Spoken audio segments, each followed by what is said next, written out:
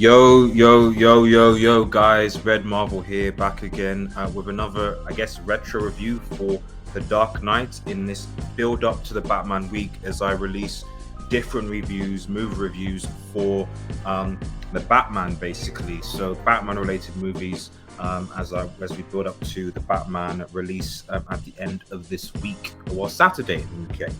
But anyway, guys, if you're new to the channel, to like, share, and subscribe to Red Marvel. Links are in the description. We're on Twitch, and we are on Twitter as well. So a follow and a follow would be great. And obviously subscribe to this channel. Little notifications to know when I go live. Anyway, The Dark Knight, I think we'll go into, obviously. If you haven't watched it, you've probably been living under a rock for the last goodness knows how long, because this was definitely a cultural phenomenon at the time. Certainly for Batman probably at the peak of his powers.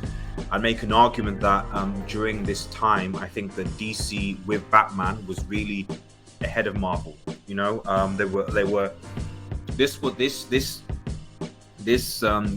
trilogy was really the pinnacle of DC at its highest, but for the decisions that they made later, I think that they could have obviously beaten Marvel with Christian Bale being the Batman going forward. But it wasn't meant to be.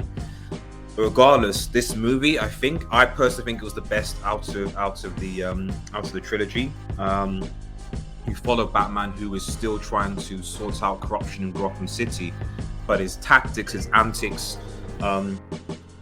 by weaponizing himself and beating down, the underworld, has obviously led to this and created this kind of monster in the form of the Joker, who comes out and causes problems for the Batman. Now, what I will say first and foremost of this is that I think that Christian Bale was an okay Batman, but he was often overshadowed. And I think in this movie in particular, Heath Ledger was just an amazing Joker. I think for a lot of fans, he is the standard of the Joker, and he really depicted the crazy intention, the crazy nature and volatility of the Joker and what he would do, what he would accomplish. You obviously have Two-Face in there, Harvey Dent, who obviously becomes a villain towards the end because of the loss of Rachel, who Batman obviously cares about. But it is an amazing cat and mouse, and I think my only criticism of this, and it's criticism of a lot of Batman movies, is just that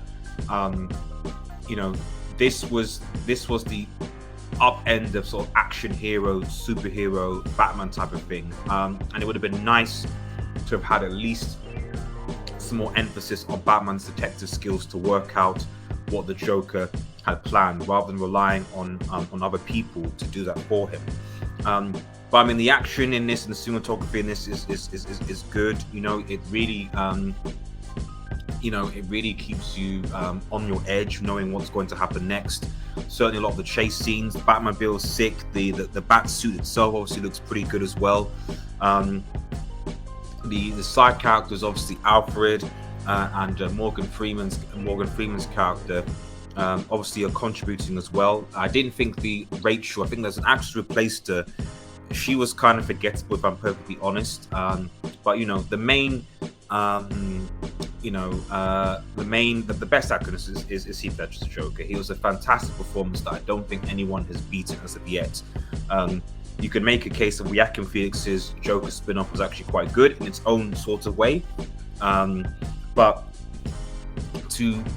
no actors really demonstrate the clear psychotic nature of the Joker as Heath Ledger was, and he really sort of stole this movie. And the ending kind of leaves you, and obviously leads into the third movie, but leaves you this kind of like, it's not really okay, he ends up, you either choose between person you love, or choose between all these people and all these decisions making.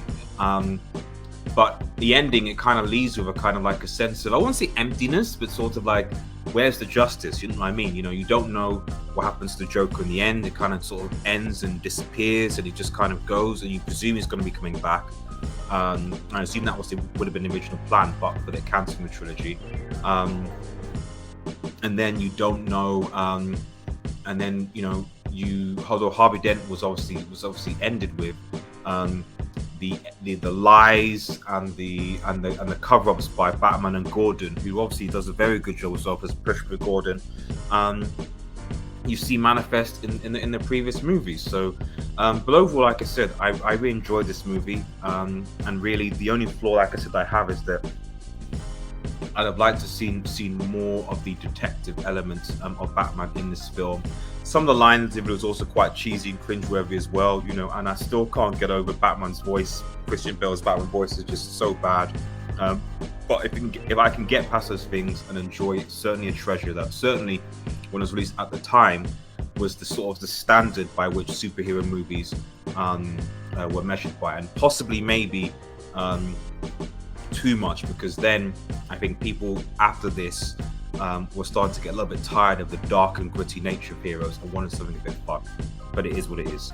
Anyway, guys, until like, subscribe to Red Marvel, follow us on Twitter and Twitch, links in the description. Have a nice day, everyone, and cheers.